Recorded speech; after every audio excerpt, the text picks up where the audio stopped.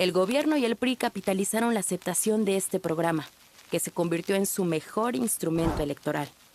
Gracias a ello, en los comicios intermedios de 1991, el PRI pudo recuperar el terreno que había perdido 3 años antes, mientras que el recién nacido Partido de la Revolución Democrática, que lideraba Cuauhtémoc Cárdenas, perdía posiciones y endurecía sus protestas. ¡Vamos por adelante! Estamos exigiendo nuestros derechos. No renunciamos a ninguna arma legal de lucha, ni a la movilización, ni al diálogo, ni a la negociación, ni a la lucha social. Esas son las banderas de la democracia. Salinas logró aislar, obstruir y debilitar al PRD, al que tachaba de intransigente y violento, y para ello utilizó la maquinaria del Estado.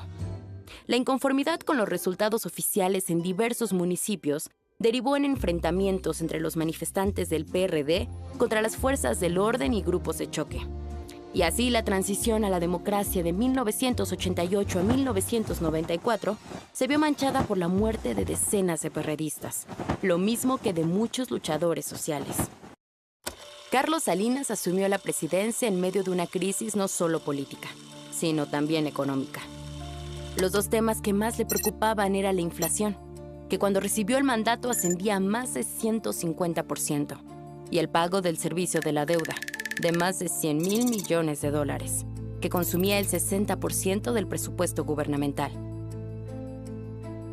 Para bajar la inflación, estabilizar la economía y recuperar el crecimiento económico, siguió aplicando puntualmente las directrices del Fondo Monetario Internacional y realizó diversos pactos con las élites empresariales, los líderes sindicales y los poderes fácticos, lo que derivó en detrimento de los trabajadores, las familias y los sectores productivos, ya que los objetivos se alcanzaron a costa del sacrificio de la mayoría de los mexicanos.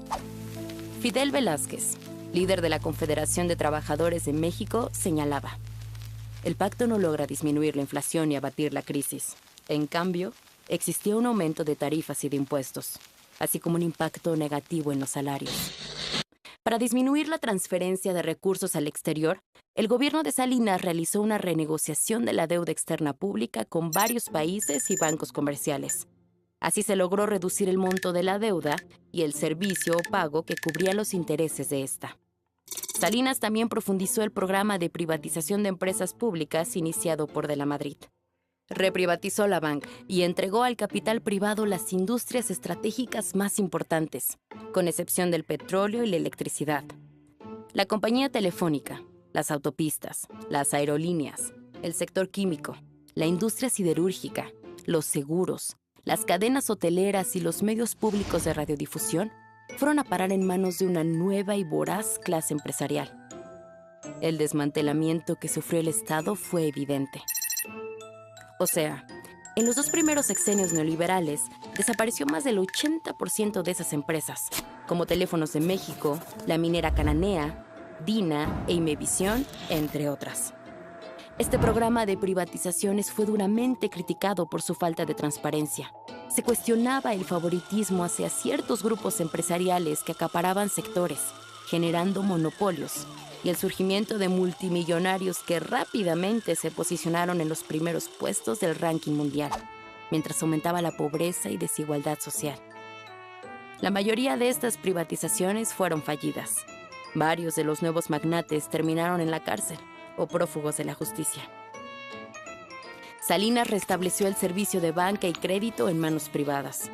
En 2 años se desincorporaron 18 instituciones de banca múltiple que se encontraban en manos del Estado, de las cuales 17 eran las más grandes de Latinoamérica y que hoy muy pocas existen como tales. Banamex, Serfín, Internacional, Bancomer, Somex, Multibanco, Comermex, Confía, Cremi, BCH, Bancrecer, Atlántico, Banpaís, Banorte, entre otras. Los bancos se vendieron al mejor postor y se pagó varias veces su valor en libros contables. El problema fue que en la privatización de los bancos no se incorporó al manejo de los mismos un grupo de profesionales en este negocio. En su mayoría los banqueros nuevos eran cazabolseros. De banca no sabían nada. En muchos casos, los bancos se compraron con préstamos o créditos cruzados. Es decir, eran arreglos de yo te presto para que tú compres un banco y tú, de tu banco, me prestas para que yo compre el mío, comentaba el banquero Joaquín Ávila.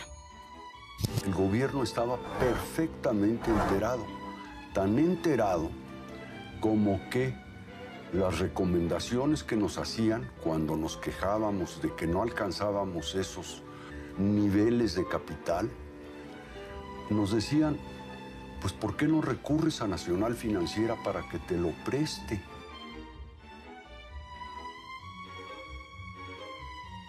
Hubo multitud de bancos que recurrieron a Nacional Financiera para completar el precio que estaban pagándole. Por el otro lado, al propio gobierno. Había crédito fácil. Todos se endeudaban. El país requería una devaluación, pero el presidente Salinas se negó a hacer ese ajuste. Lo peor de todo es que esos fracasos fueron pagados por el pueblo. Más adelante, como fue el caso de la quiebra del sistema bancario privatizado, que tuvo que ser rescatado más tarde por el gobierno con el Fobaproa, uno de los fraudes más grandes creados en los sexenios neoliberales. Rescate que costó miles de millones de pesos que todavía seguimos pagando y que continuarán pagando nuestros hijos, sin haber tenido nada que ver en ese saqueo que quebró a los bancos, y mucho menos en sus beneficios, que, como siempre, quedaron en manos de los dueños de la banca comercial. El campo tampoco escapó al ímpetu neoliberal. En enero de 1992, Salinas impulsó una contrarreforma agraria, que echó para atrás una de las principales conquistas de la revolución, la reforma agraria y el ejido, que habían permitido el desarrollo del campesinado mexicano. A pesar de que estas conquistas habían sido abandonadas por los sucesivos gobiernos después del de Lázaro Cárdenas, seguían siendo la principal fuente de subsistencia para miles de familias rurales del país. Con esa contrarreforma agraria se eliminó la protección que había tenido el ejido, que no se podía enajenar ni vender, y se permitió que los ejidatarios y comuneros pudieran asociarse con empresarios privados para cultivar sus tierras o venderlas. El capital comercial agrario, inmobiliario y minero inició una ofensiva contra las tierras ejidales, que produjo, desde entonces, un progresivo empobrecimiento y marginación de la población rural. Algunos estudiosos sugieren que el principal interés de Salinas no era privatizar las tierras ejidales, sino preparar el camino para la reforma energética, y que las empresas mineras y petroleras pudieran entrar en tierras ejidales y explotar los recursos. Otro tema